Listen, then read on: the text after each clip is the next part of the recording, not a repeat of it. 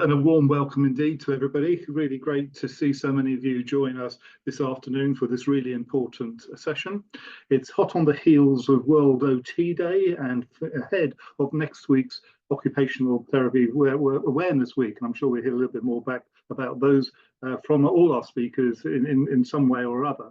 But also the role of OTs has played a real pivotal role in our happy hours this series. So if you haven't already been part of the happy hour sessions that we commenced in September, we have had several OTs speaking about different aspects about how the need for accessible and adaptable homes plays a key role in the way that their local authorities, their housing associations, and indeed residents play an important role in supporting them lead independent lives.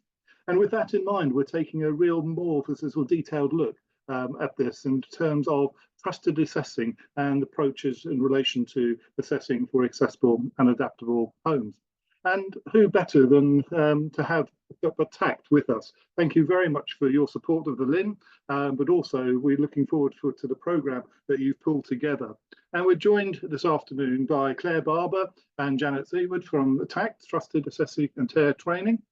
Followed by Sheena Starrett from Age Friendly Coordination in Southwark as part of Southern Housing, but a piece of work I believe that was pulled together when you were on secondment as well. And we'll hear a lot bit more about that.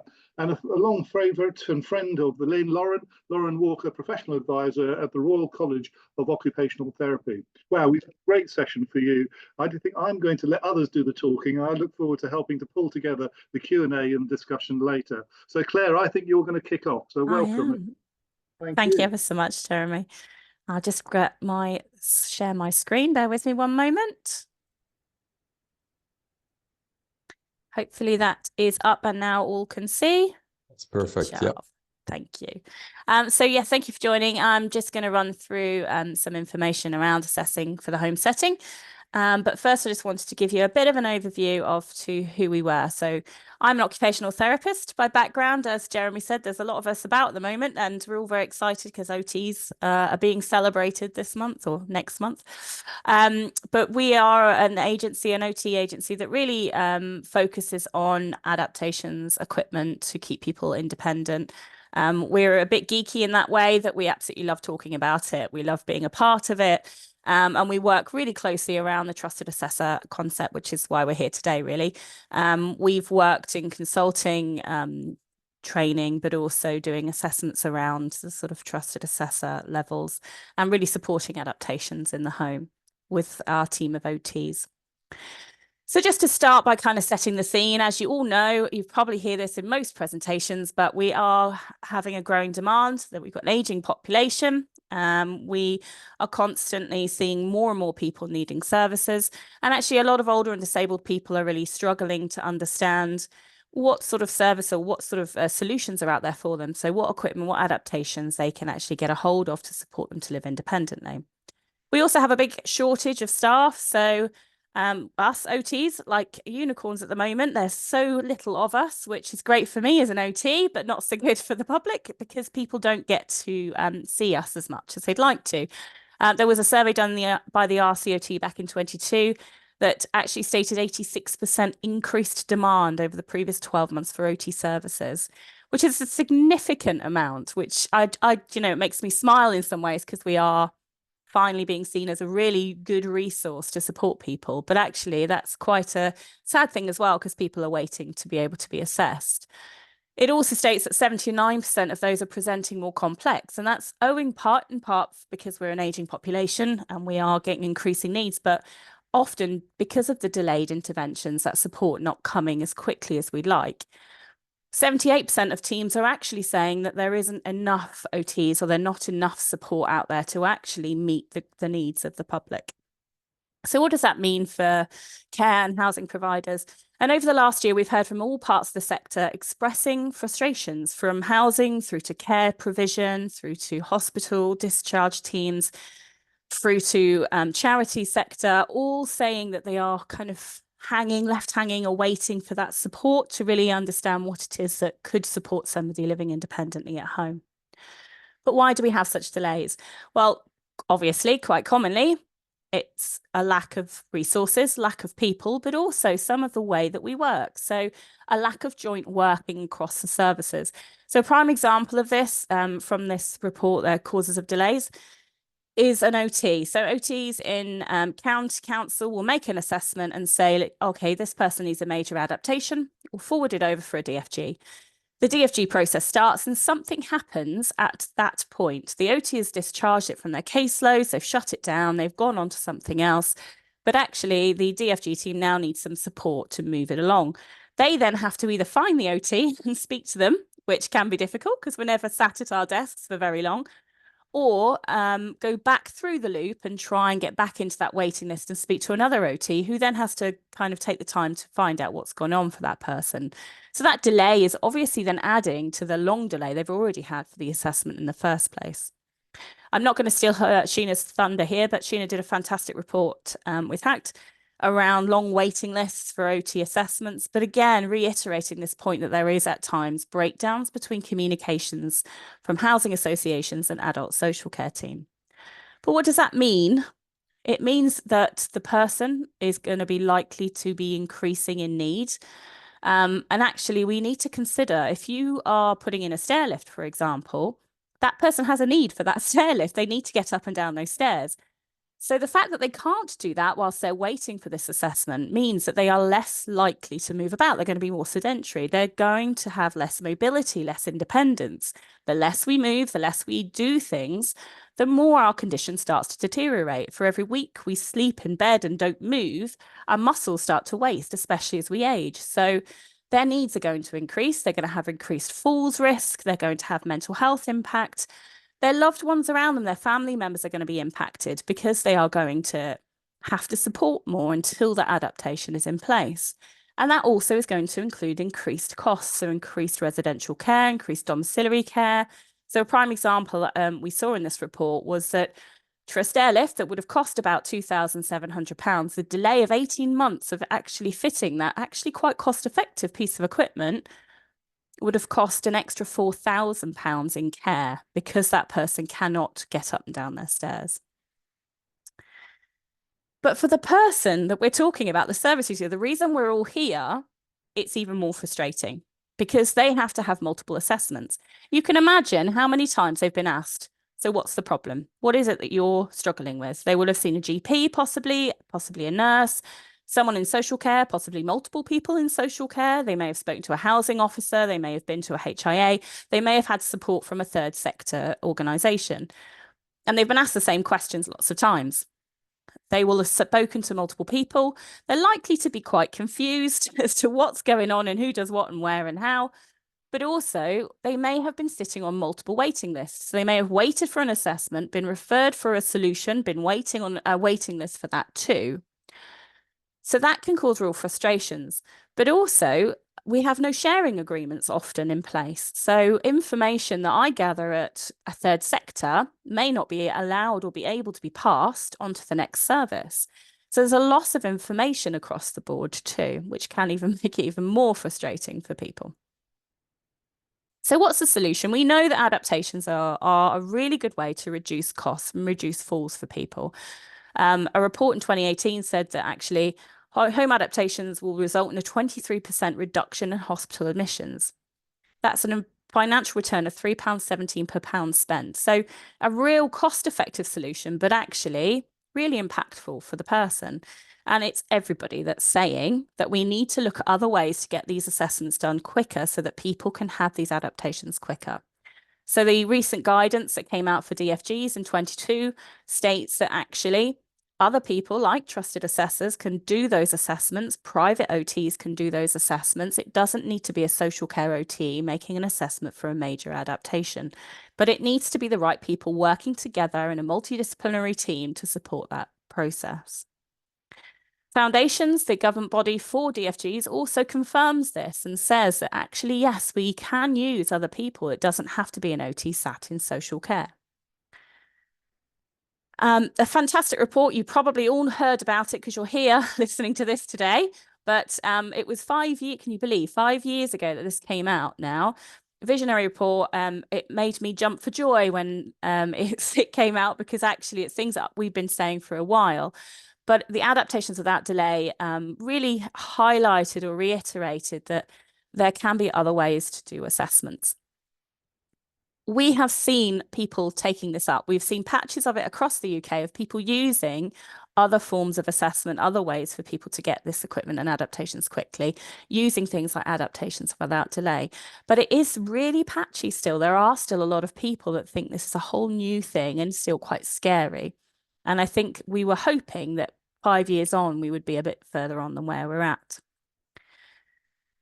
But it suggested that adaptations without delay suggested that non-complex, simpler assessments can be managed quite easily by people like technical officers, caseworkers, OTAs, with an appropriate set of skills and training and the right triaging to ensure that pathways to trusted assessors are done properly. So what is a trusted assessor? Because some of you are probably even wondering what on earth I'm talking about when it comes to trusted assessors. So it was a framework that actually was designed by Department of Health nearly 20 years ago now, I can't believe. And it was pulled together by a bunch of industry professionals that know what they're talking about. They sat down, discussed what skills, what competencies, what requirements do we need to have for somebody to make these basic minor assessments, non-complex assessments, sorry, for equipment and adaptations. And they pulled together this framework that then could be used as a sort of starting point or framework for people to work from. After that, qualifications were created so that we can align the training and align that sort of process to a national framework.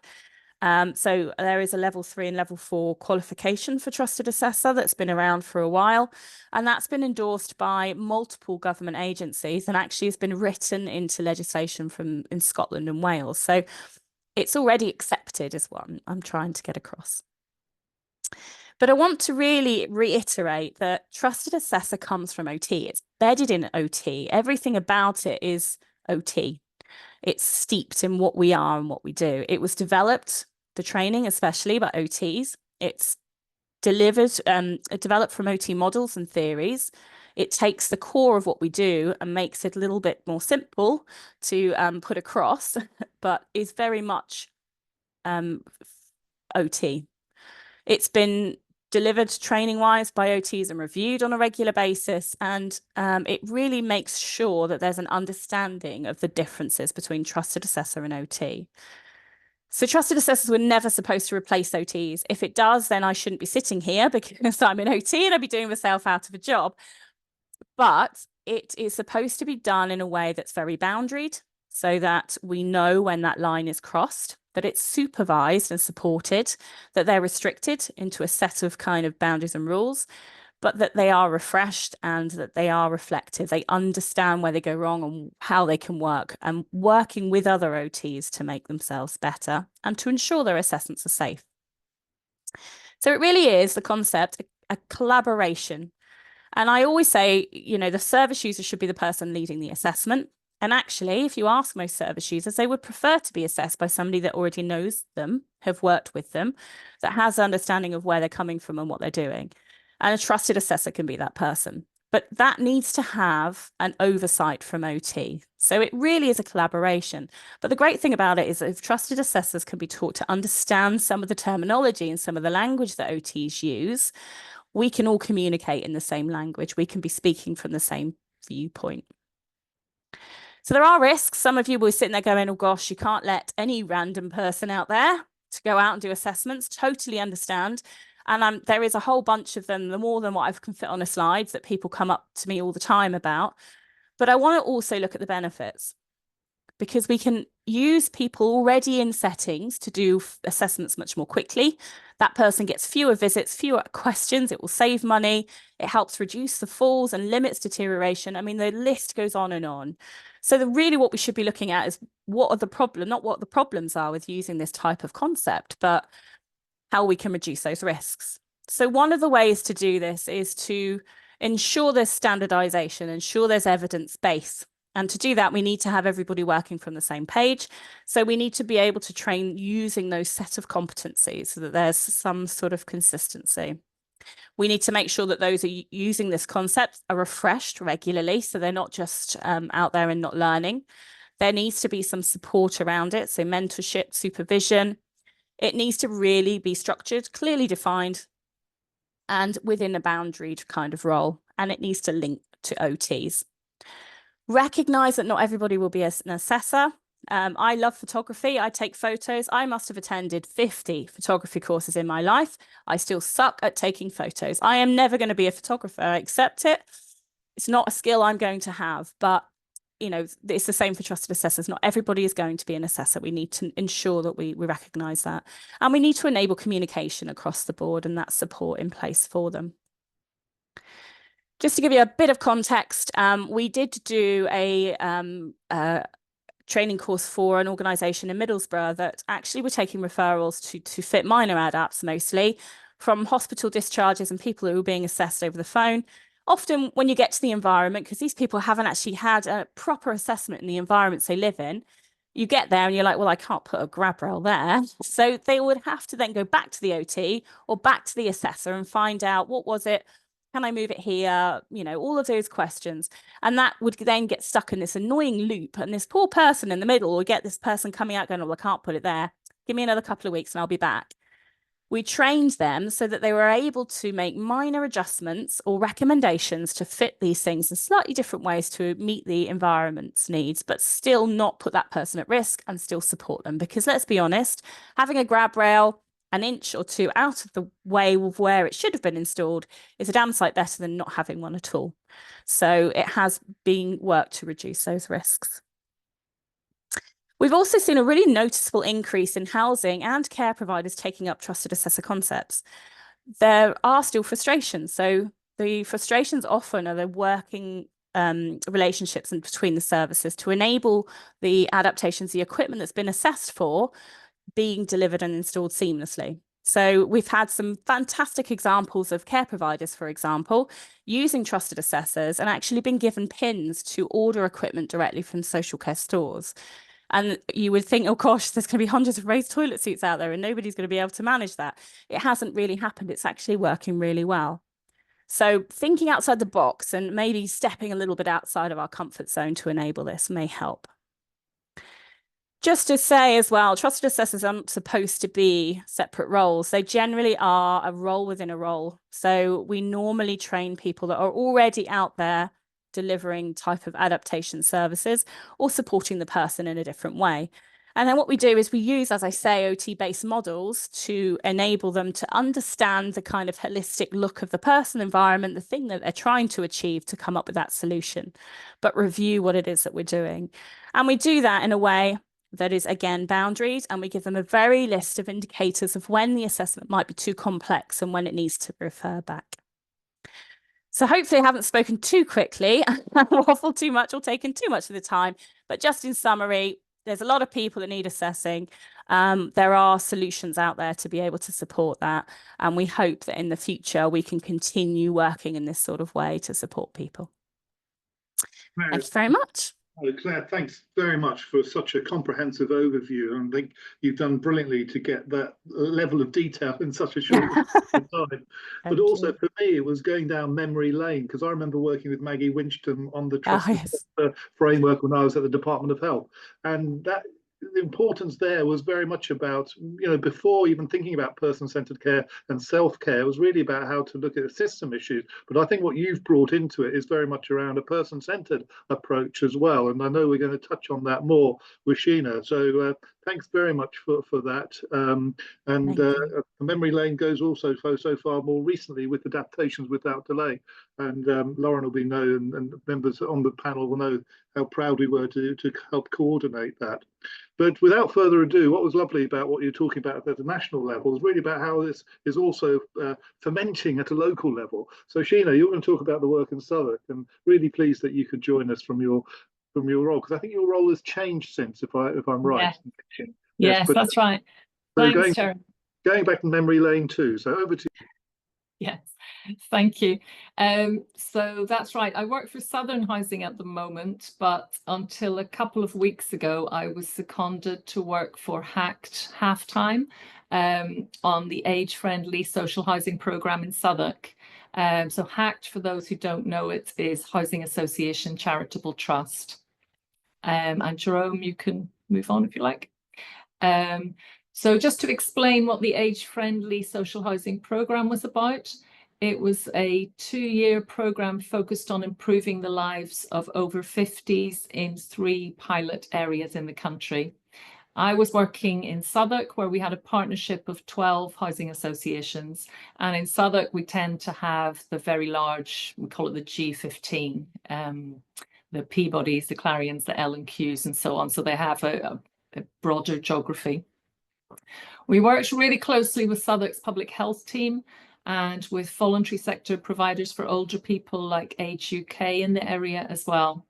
And the aim of the programme was to raise awareness with these providers of issues faced by their older residents, to foster collaborations and to pilot solutions together. So I'm going to focus on one of our projects, which was co-creating improvement to an adaptation service. So just to set the scene, this was a conversation I had with a resident during a welfare call, and it was close to Christmas time. The lady said to me, "Do you know who I should ask about getting the stair lift? My husband has been a prisoner in the bedroom for 2 years now. He won't be able to come down the stairs and eat Christmas dinner with his family. Can you imagine how that makes him feel and us feel?" And it really stuck in my mind, like it was close to Christmas. I think at Christmas time, I was thinking about it. And the fact she used the word prisoner just really like sat with me about how, you know, what a desperate situation this is for many people. And it made me very interested in this whole area. So just a bit of background. Nationally, almost half of social housing residents have got a limiting long-term illness or disability, and more than half of housing association residents who need adaptations are lacking them. And if you're from a minority ethnic household, you're twice as likely as white counterparts to be lacking them. In Southwark, there's a very high proportion of residents in social housing at 39%. And in Southwark, emergency hospital admissions for falls-related injuries and for dementia are consistently above the regional and the national average. Okay, so moving on to this project, co-creating improvement to an AIDS and adaptation service, and this was with Southern Housing. So you might be wondering how I secured the involvement of the Housing Association in looking at this. My rationale came from, firstly, the need to create a unified policy and procedure, because Southern had merged with Optivo and we had 2 different policies and procedures. I spoke about the need to take the best from both and to create a better one. And also from 1st of April this year, the consumer standards came in for housing. So that was another very good reason to look at this together with residents. So the way I carried this out with the co-creation team was to interview 9 residents who were at different stages in the process. And I think really importantly as well, to hold workshops with 23 staff who were from different parts of the organisations, but all had a stake in this. And I think they really benefited from being able to share their knowledge and give their views as well. So we made recommendations to the director, and he then agreed to make changes to procedures while waiting for policy consideration. So I mentioned the consumer standards, and these are the outcomes that social landlords in England must deliver. So adaptations is very much there. It's 1.5 in the safety and quality standards, that registered providers must assist tenants seeking adaptations to access the service. And then the transparency, influence and accountability standard is really important as well. So for those with diverse needs, the landlord should take action to deliver fair and equitable outcomes, to engage with tenants, to take account of how they want services to be delivered, and to communicate and provide adequate information. So you can see how all of that is very relevant to this. Okay, so this is a summary, the sort of key issues that residents raised when talking about their experience of the adaptation service. So for those, obviously those that were accessing the service had the information, but they also spoke about a lack of information about how the service works, and that information is only available online. They spoke about long waits for OT assessments, and in Southwark at the time it was about 14 months, and also long waits for delivery of the adaptation. There was uncertainty about what was happening in a long and complex process and who to ask for updates, especially where there were handovers between services. At times there was a lack of clarity about the residents' responsibilities in the process, and that was especially if there was a DFG application in. Complex needs were not always being understood, and residents' needs were changing during the waiting period as well. Okay, so you don't need to read this, I will summarize it for you. So these are some example cases. The first one is a lady in her 60s who's struggling to deal with frequent falls. The repairs operative arrives with the stair handrail, and it's a clinical looking one, so she refused it because it didn't match the wooden one that she's already got. She asked if a wooden one could be provided. She hasn't heard anything, but in the meantime, she's fallen, broken her nose, and she needs dental surgery. The second one is an example that I've taken from a welfare call because I thought it highlights some of the issues for minority ethnic communities. So this resident is widowed, she's got dementia, she speaks Bengali, and she lives alone. Arthritis is making it hard for her to turn on the kitchen tap, and she's fallen quite a few times because of UTIs. She's lost her confidence to move around the house. Her family is not familiar with services for older people in this country and didn't know that the landlord could provide a lever tap for her. The third case is a resident in her 50s who's got MS, and she lives alone in a 3-bed maisonette with internal stairs. An elderly mum is carrying out a lot of support for her, but it's becoming quite unsafe for both of them. She requested a grab rail over a year ago. She's got the OT report, but while she's been waiting for this to be installed, her health has deteriorated.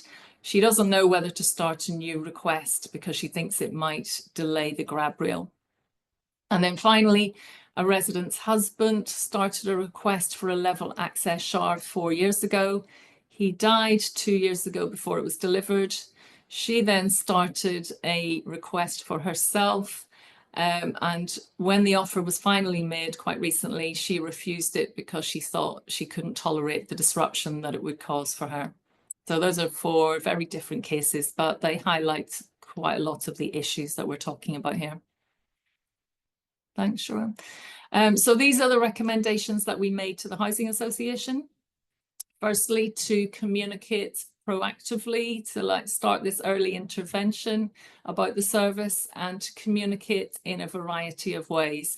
Residents were saying, couldn't we just have a leaflet about this, for those that weren't online? So secondly, to adopt the adaptations without delay approach, including training staff as trusted assessors. We suggested that there was a better understanding of residents' needs and preferences, and you can see a couple of options there. We've got a one-size-fits-all approach to things, but there's some options there for grab rails, for example, that might be appropriate. We suggested giving staff discretion to prioritise urgent cases, to have named officers managing cases and to be the point of contact for the resident, and to take every opportunity to adapt properties and to retain the adapted stock as well. So the response from the Housing Association was very positive. One key thing was that they increased the threshold for works not requiring OT assessment to £2,000. I think one had a £1,500 threshold, the other had 2,000, so they agreed to raise it to match the top one. They encouraged their contractors to train staff as trusted assessors. Staff were empowered to identify priority cases and to use an additional sum to deliver the adaptation. For their planned bathroom and kitchen improvement programmes, they will deliver adapted ones within contract for those who've got requests in progress. The director will start considering alternatives to removing adaptations from voided properties. And I think probably most importantly, an acknowledgement of the importance of this service for residents. So we were in this partnership. We had a regular meeting as a partnership where we raised awareness of the importance of aids and adaptation services. And as a result of our discussions and so on, Southwark Council is exploring options for introducing a trusted assessor role with its voluntary sector commission providers and the NHS social prescribers. TACT very kindly offered us some free training places, and Age UK, Lewisham and Southwark took up the offer of training for their handy person. And Southern Housing has now undertaken a further co-creation project around disabled facilities grant processes. So just to highlight as well that our age-friendly social housing programme produced a number of reports, and there's the impact report you can see on the right, made a number of recommendations, and a focus on the health and safety of older residents was one of those. I'm going to show some links to that where you can read more about that as well. So yeah, here's two links. I wrote a report which is a little bit broader in focus than what I've been talking about today. It's promoting the safety, independence and well-being of older residents. And then that link to the HAPPI social housing resources has got a number of reports, the impact report and various other reports. So I would encourage you to have a look at all of those. And thanks for your help, Sharon, with that as well. Thank you. Well, thank you. Thank you again. A really succinct but powerful message. And I know you've stimulated also some questions which will come through shortly. But also, I was personally very pleased to see that you had an Invisible Creations aid as well there. So it was good to see some of the more contemporary and lifestyle look, as well as perhaps the more medical sort of clunky aids that we're familiar with as well. So I think you broached both really well. Well, without further ado, Lauren, lovely to see you, and I'm going to hand straight over to you. Thanks very much, Jeremy. Always a real pleasure to be with HousingLIN. I'm going to attempt to talk and share my screen at the same time. Bear with me, this could all go horribly wrong. Right, stage one, I hope complete. Can I get it into slideshow view? This is the next challenge. Oh, can one of you nod at me if you can see what I hope you can see? Yeah, excellent. Perfect now. Thanks, Jerome. Yeah, hello, everyone. Really lovely to be with you. I'm Lauren. I am an occupational therapist, like Claire, very proudly so. And my day job is as a professional advisor at the Royal College of Occupational Therapists. But I started my career as an OT, as a housing specialist OT. I still feel extremely passionately about the importance of people's homes and the built environment in terms of how they both enable and disable people. So it is part of the focus of my work at RCOT to this day. But I also spend a lot of my time looking at community rehabilitation, and over the last few years in my role I've got increasingly passionate about the importance of joining those two worlds together, because actually they're not two separate worlds. Healthcare, housing, it's all part of the same picture. We are all working with the same people, and it feels like we are just about creating the conditions where that integration can genuinely happen. I should say as well, I was really lucky to see Sheena and Claire's presentations before this session, and I was thinking, okay, what can I add to this conversation?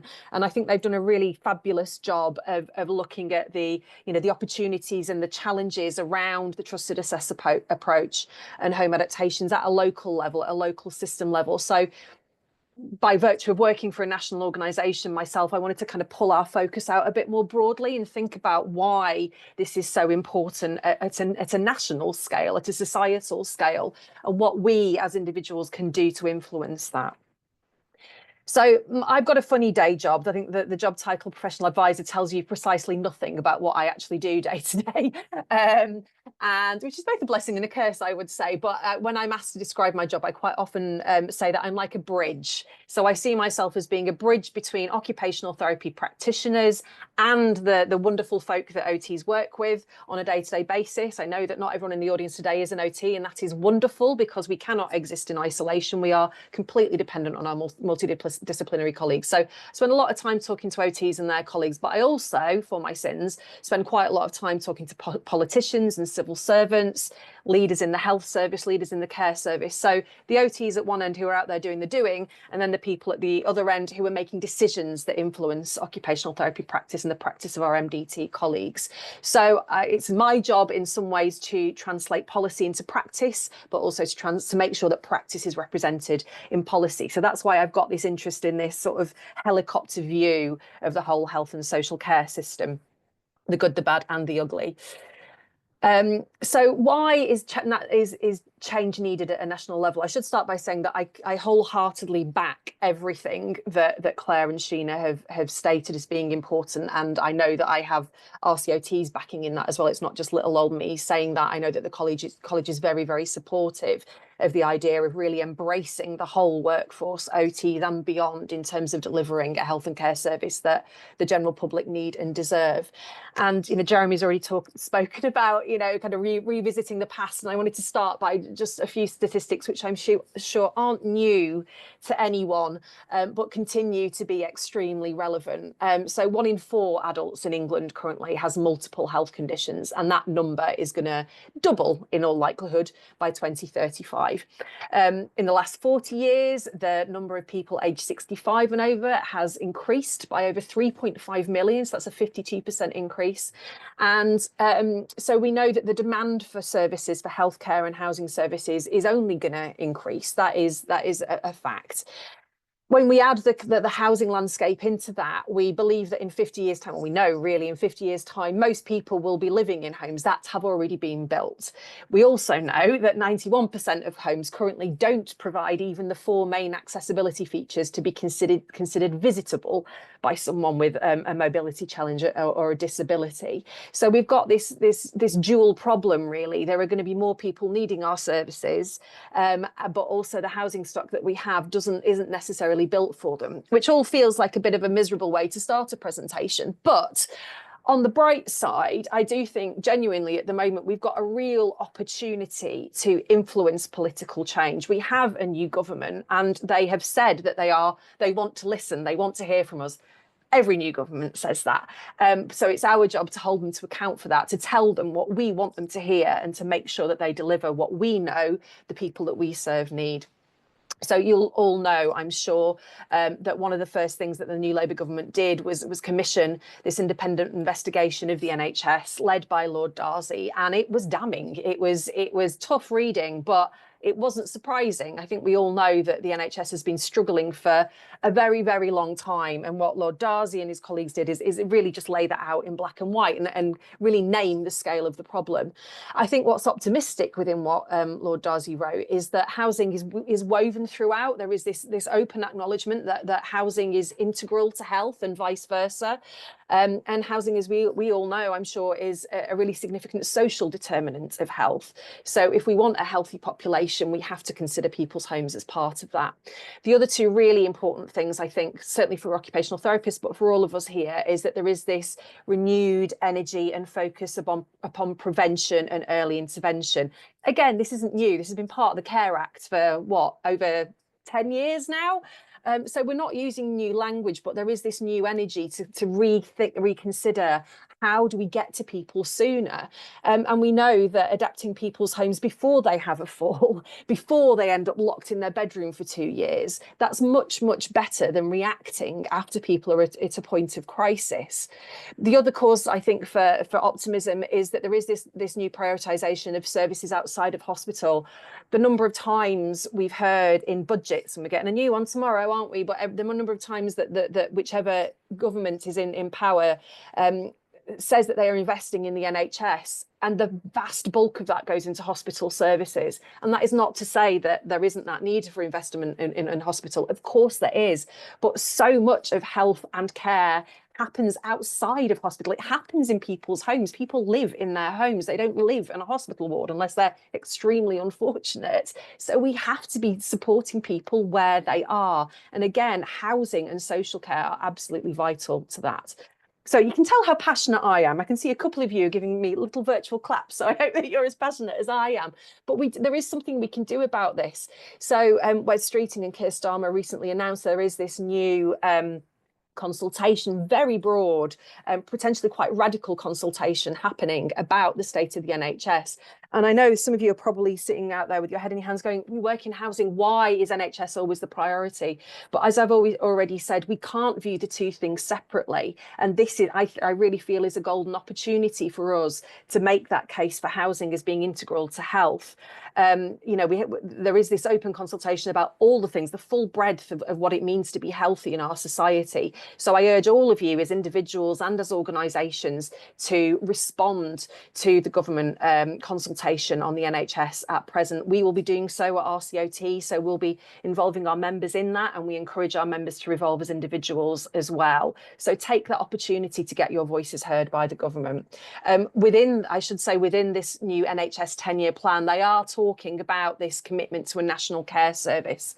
Again, we've heard previous governments do that, all these promises around a new deal for social care. So we need to hold them to account, and that's certainly what we intend to do at RCOT. And I'm certain that other organisations like HousingLIN and our other strategic national stakeholder partners will be doing the same thing.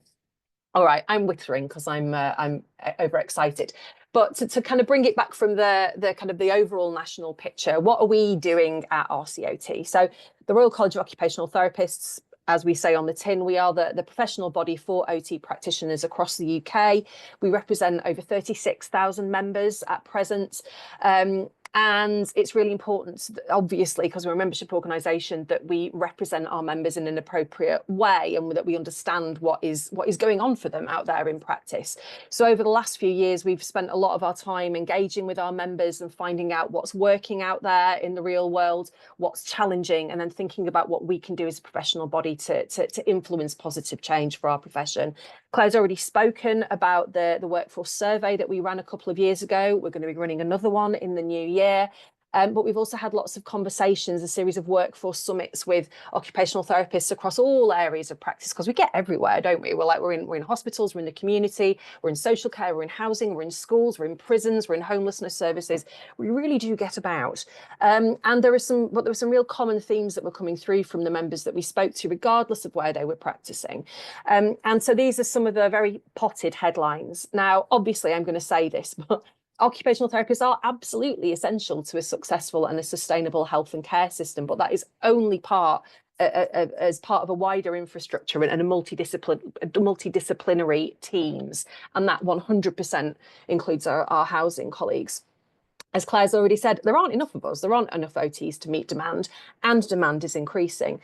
That isn't going to change overnight, but it's not just a case of increasing the number of OTs that exist out there. It's about making sure that those of us that are already here and those that are going to be joining the profession over coming years are used in the best way. We can't be everywhere. We can't do everything, and neither should we. And that is why the trusted assessor model is so important and so valuable. There is a need for us to relinquish as OTs some of the stuff that we're doing that others can be equally, if not better qualified to do in some cases, with the appropriate training, like the training that Claire's been speaking about. Off the back of the conversations that we've had with our members, we published in the spring our first ever OT workforce strategy. I'm not going to go into depth of this. You can read it at your leisure on our website, but just to kind of reiterate why I feel that what we're doing at a national scale really reflects the kind of changes that Claire and Sheena are talking about at a local level and at a system level. We want OTs to be confident in championing inclusion. We want them to be based primarily within communities. We want them to be focusing on prevention and early intervention, and we want them to put occupation at the forefront of their practice. We want the strategy to be relevant to OTs in all areas of practice, but we've identified specific areas that we feel there's a real opportunity and a real need for us and our members to focus on over coming years in order to give us all the health and care system that we need.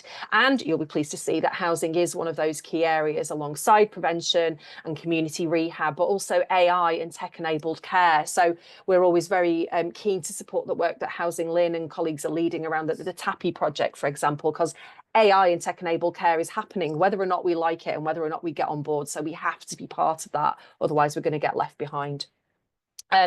We've got the overarching workforce strategy, but we are launching nation-specific implementation plans because the political landscape is somewhat different in each of the nations. And the England one comes out next week. Keep your eyes peeled on our website on the 5th of November, in between your bonfire night plans. It will be there ready for you to read, and we'll be working with members, obviously, over coming months and years to get that implementation going. Wales has already landed. Wales was quickest off the blocks. And Northern Ireland and Scotland plans are coming very, very soon. So, yeah, keep your eyes peeled for those. Alongside the priority areas of practice, we've kind of consolidated 4 key domains that we're focusing on within the workforce strategy. And I just wanted to share some resources that I think sit within those domains. I should say not all of them are ours. We absolutely can't take credit for all of them. But in terms of optimising how occupational therapists are used, Claire and Sheena have already spoken about adaptations without delay. We've also, one of my colleagues created a resource earlier in the year about making great OT referrals. I think part of the challenge is that sometimes people don't know what OTs do. They don't necessarily know what information we need or want in a referral. So we've created this very straightforward guide that will hopefully help those of you who are referring to OT services to make sure that you're capturing the information that OTs really need. Lots of you, I'm sure, will already know that Skills for Care published a social care workforce strategy pretty recently. RCOT fed into that. I know that RCOT members did as well. So that's a good one to keep an eye on. In terms of demonstrating value and impact, ADAS commissioned a report earlier in the year. The lead author for that was Kate Bennett, who is a principal OT. It's called Unlocking the Potential, and really looks at the different ways that occupational therapists can be used and the wider multidisciplinary team can be used within social care and housing settings for the best effect, taking into account the fact that there aren't enough of any of us, quite frankly. So that is well worth a read. We also want you folks to share your service examples with us. I know that in the chat, some of you were posting that you're already using the trusted assessor model. Brilliant. We want OTs, we want housing services to really cheerlead for yourselves, blow your own trumpets. Share what you're doing with us, and we will amplify that through our influencing activity. So if you are an RCOT member, or if you've got RCOT members in your service, please encourage them to share what you're doing in our innovation hub. It's a way for us to scoop up all the fabulous stuff that RCOT members are up to. If you're not an RCOT member, I would love to hear from you anyway. So I think I shared my email address at the start of the slides. If there's anything you want to share with me or ask me about after this session, please do. Genuinely, I really enjoy being a cheerleader for the fabulous stuff that housing teams and OT teams are doing. So don't be shy about sharing your brilliance with me and my RCOT colleagues. And then finally, around retention and career development, in terms of the workforce crisis, it's not just about getting new people in, it's about retaining the fabulous OTs that we already have. So we're looking at all stages of career development, really. So how do we encourage people into the profession in the first place? How do we encourage them to take up roles in housing and social care? And then how do we support them to develop? And Claire's already talked about the really important leadership role that OTs have around the trusted assessor model. I'm probably running out of time, but another thing I wanted to pick up from Claire's presentation was the use of occupational therapy models, which might feel like it's a really kind of academic and austere thing. But what I would say is that in my weird and wonderful career, I found that the PEO model, so the person, environment, occupation model, incredibly helpful when talking about occupational therapy ideas with people who aren't occupational therapists. And it's very much about looking at the fact that it is not just just that it's the person themselves. So what is it that makes me Lauren? What are the things that I'm able to do, and maybe the things that I'm struggling to do because of a disability or an illness? So what is it that makes me me? Where am I living? I'm currently sat in a flat in Southwark, actually, Sheena. I am one of your residents. So how does my environment enable or disable me? And what is it that I need and want to do? Is it getting up and down the stairs? Is it getting in and out of the bath? Is it making my own dinner? And all three of those domains impact how well I'm able to do the occupations, the stuff that I need and I want to do on a daily basis. So before I joined RCOT, I had the pleasure of working with London Fire Brigade for a few years, supporting their community safety staff to apply occupational therapy thinking to their home fire safety visits. And I was able to kind of put these domains of the person, the environment and the occupation into the structure that London Fire Brigade used to stratify a person's risk. Again, for time, I'm not going to go into that, but if that's piqued your interest or if I'm not making sense, do reach out to me and I'll more than happily have a conversation with you about that. And finally, how could I possibly go without talking about OT Week, which is next week? And those of you who are OTs will know that historically, OT Week is just that. It's a week, it's 7 days where we jump up and down and shout about how marvellous occupational therapy is. We recognise that we should be doing that 52 weeks a year. Occupational therapy is for life, not just the first week of November. So we're rethinking the way that we platform OT Week. And so now we really want it to be more of a launch pad for a year-long's worth of campaigning and influencing. And that's about what we do as RCOT staff, but it's what we want you to do as our RCOT members as well. Again, blow your own trumpets. So we've created lots of resources on there, which you and our multidisciplinary friends can use to really shout about the power of occupational therapy. So get on our website, have a look. If bunting is your thing, there is some there. I know some people hate it, but there we go. So yeah, very final thoughts. We can't keep doing the same stuff in the same way. The system is already on its knees. We can't, something has to change. Don't let perfect be the enemy of good. You're all dealing with 1,000,001 things on a daily basis. So just making incremental change, small change is good enough. Start somewhere. It doesn't have to be perfect. And collaboration and communication are absolutely key. This isn't something that one profession can or should do by itself. We have to work collectively and be generous in sharing what we're doing with each other, and do share it with organisations like RCOT and like the HousingLIN, because we have got that strategic platform where we can get in and we can shout about what you're doing to ministers, politicians, civil servants, the great and the good. So don't be shy. Do not hide your light under a bushel. And on that finally slightly weird final sentence, I'm going to attempt to figure out how to stop sharing my screen, and I'll leave. That's fantastic, Lauren. And while you're working, you've done it, brilliant. Can I just say that was fantastic, and I really like what you were saying around both the national context and encouraging news around an NHS plan for 10 years, drawing reference to technology, the Darcy report, and not to mention other things, as you know, the CMO report, Michael Marmot's work on health inequalities. I think the evidence is there, but often we forget it's there, and we need to make sure everybody can use that in their localities much better. And on a personal level, having been part of the Older Persons Housing Task Force, while the emphasis was very much around housing for older people in terms of new build, we were also really interested to know, why is the system not always working around adaptations? Because at least 30% of people living in social housing are either a senior citizen or living with a disability, and we have a big issue both in our mainstream housing as well as our specialist housing. Hey, I'm going to get off my soapbox for a minute because we've got a number of fantastic questions and comments. Can I just thank everybody for all the posts that you've given and made? And we're going to kick off with some of the questions, some very practical ones. So Charisse, I think you asked who is able to be a trusted assessor. I picked Claire, that one up. Claire, Anybody to be a trusted assessor. As I said, we've trained everyone from fire services through to doctors, GPs, nurses, social workers, OTAs. I noticed anybody that really supports people to live in their own home safely. Anybody that wants to learn more and is willing to do that, then there's no And kind And of Sam asked, is there a level 4 trusted assessor refresher course? Janet, any comments on that, or Claire?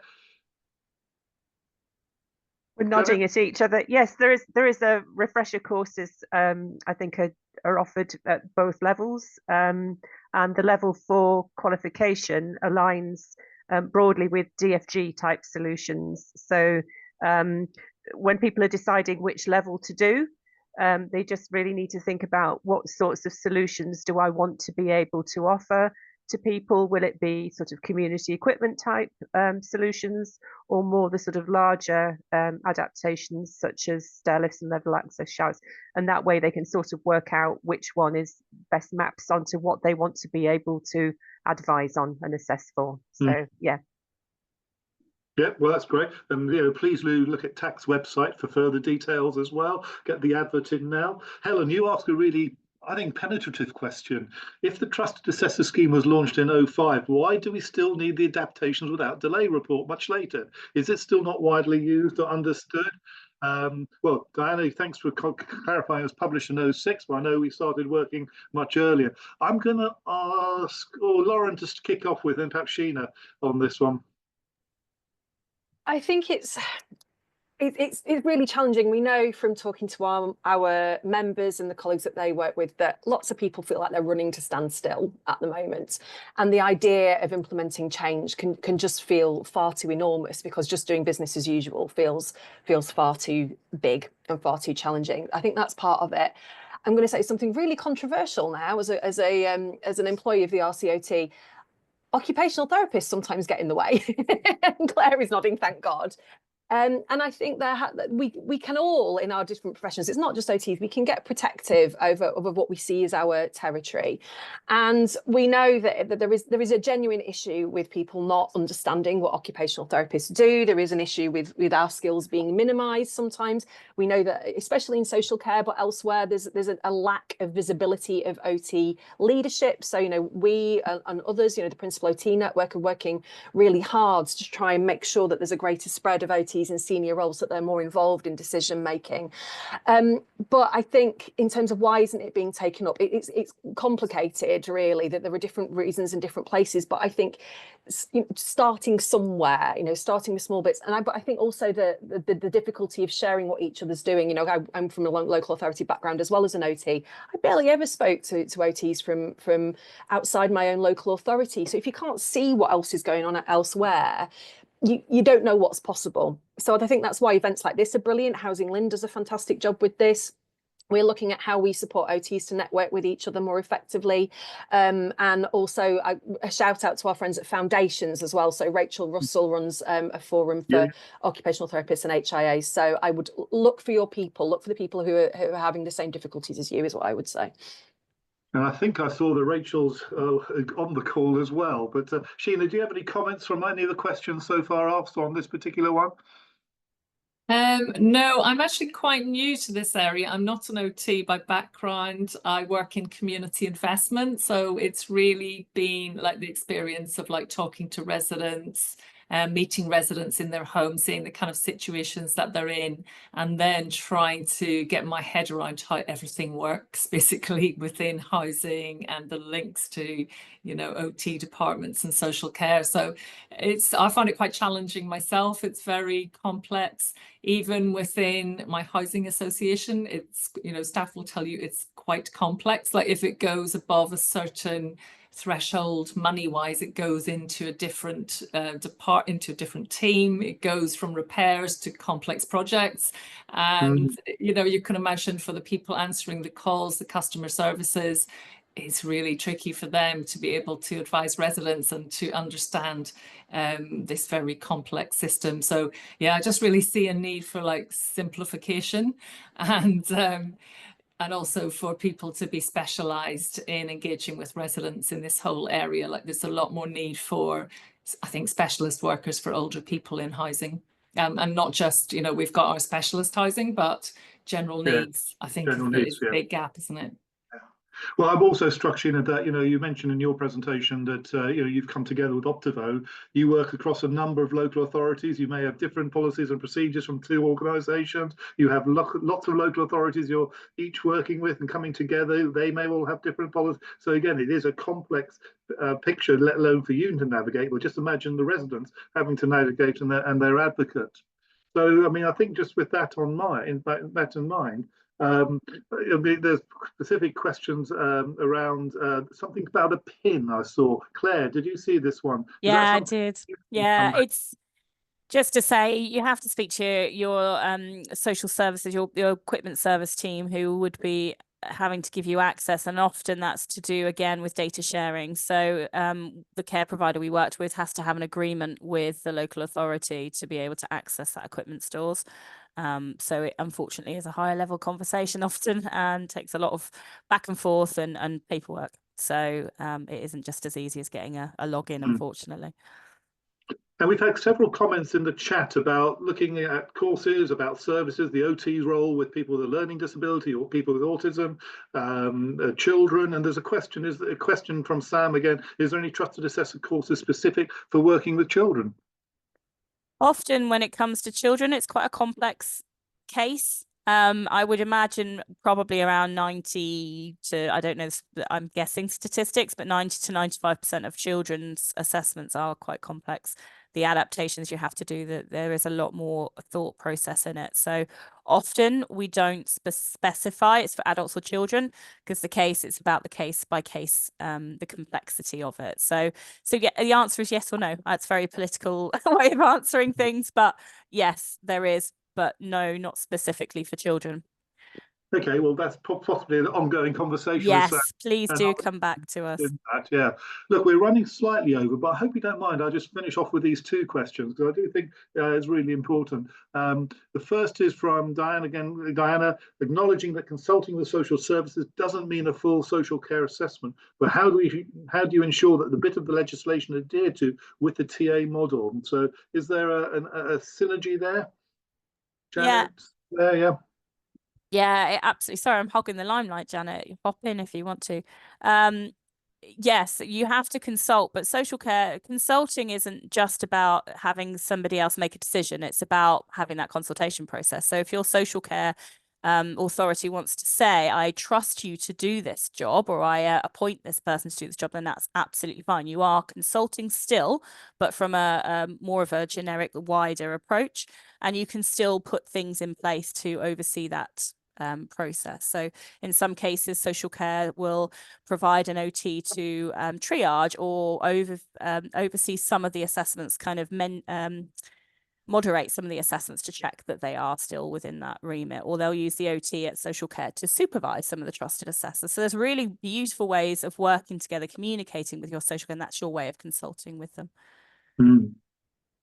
Well, look, I'm going to bring this to a close with this final question from Helen, which I think is a really interesting one as well, which looks at a broader issue from a housing perspective around retrofitting and, issues about, are they aesthetically pleasing, is it temporary, the types of materials used, and whether people actually refuse things because they're ugly, and they're often removed from void properties as well. So there's a whole issue about, recycling. There's issues about the accessibility, the attractiveness, as well as the utilization of these. So Sheena, can I kick off with you, and then we'll ask Lauren, and then we'll go around the room with Claire and Janet.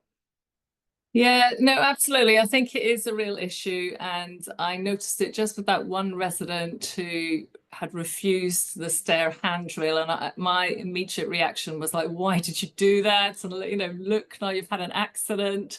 But, I just thought a bit more, this is a resident who's really struggling psychologically to come to terms with, a sudden lack of mobility and safety, and, being aware of the effect that this has on the whole person and being sensitive to that. And, and I think maybe people have just been diagnosed with, a serious illness, being like trauma informed about this as well. Yeah. And yeah, and if we're going to create homes that are adaptable and, you know, we're going to keep those in and not want to rip them out, then they need to be invisible, attractive. And you mentioned invisible creations, a little bit more creative about all of this. So yeah, no, absolutely. I think we've got a kind of one size fits all approach to this, that, oh, they need a grab rail. But, you know, for someone with dementia, the white one might not be appropriate, or someone with visual impairment. So, you know, as I say, I'm not an OT. This is all new to me. It's new to the repairs team. I'm just asking those questions. There needs to be a lot more awareness raising, you know, specialism, I think, within housing as well, because at the moment, you know, we're sending out a repairs operative to do that. How sensitive is he to the needs of that resident who says, I don't want that stair rail, I don't like, you know, it doesn't fit, it doesn't work for me. So yeah, you can see there's a really big challenge here, and as you say, like, we need to take steps in the right direction, being much more sensitive to and respectful of our residents' needs and preferences. Yeah, there's a lot more to be done there. Well, thank you. And Lauren, any final words or comments on this? I would completely echo that. And I think, you know, the examples, the case studies that you shared, Sheena, sadly, they all kind of, I could tell you, you know, many more from my own OT practice that were very similar. And, you know, we talk a lot about, as OTs, about the importance of personalising our approach and giving people choice. But then you find that the services, you know, because of financial strengths, you know, we understand that we can't give people the moon on a stick. But I think we do need to think much more creatively and broadly about how we support people to, you know, have homes that are attractive. There is no reason why an accessible home can't be an attractive home. And I know we're here to talk about adaptations, but I think that also speaks volumes to the need for all homes to have accessibility built in from day one. Then you don't need to retrofit. So it's all part of all different sides of the same coin, dice, I don't know. But you know, we can't just talk about adaptations. We have to talk about making sure that newly built homes are as accessible and not accessible, but inclusive, genuinely universally inclusive of everyone. Well, on that note, I mean, I can't praise Jaquel's inclusive design guide highly enough. So for those of you who know Jaquel Runnels, do have a look at her new design guide around inclusive design. I'm going to pass the final words to Janet and Claire, both in relation to this question and any other sort of issues you just want to wrap up with. So I'll jump in. I would just like to really encourage service managers, when they're thinking about the pressures that they face from increasing demand and shortages of qualified staff, really think broadly about who are the people in the wider environment there who are visiting people at home, who might have the enthusiasm to take on additional responsibilities and would be excited to be involved in improving people's lives. I think, you know, we've tried to hint at some of the roles that can easily take on these qualifications, but you know, they genuinely are throughout. You know, support workers, care workers, people working in housing. Really think hard about who these armies of folks are that could easily be involved in broadening access to you know, adaptations and equipment. I'm sure there are hundreds, if not thousands, of people who'd be delighted to be more involved and be more on the front foot. Thank you, Janet. Yeah, and Claire, any other points you'd like to make? Just it's just so lovely to see in all the comments how many people are really kind of already doing this kind of stuff, and how many people are really motivated to support people to get what they need as quickly and as proactively as possible. And I think it's a real lovely that everyone's sort of saying, well, why aren't we doing this? Why is it taking this long to kind of come up about this? So yeah, and I just want to leave on the fact that, as we've kind of mentioned before, anybody wants to have further conversations or anything like that, we're always around, and I just love talking about this stuff. So yeah, well, I very much hope people will contact you, and I know we'll be sending out the slides, the recording, and the chat later this week. So I'm sure people will be back in touch. Well, look, on behalf of the LIN, can I thank you all for your fantastic presentations. If this is the first time that you've joined us at one of our happy hour, you've actually missed 101.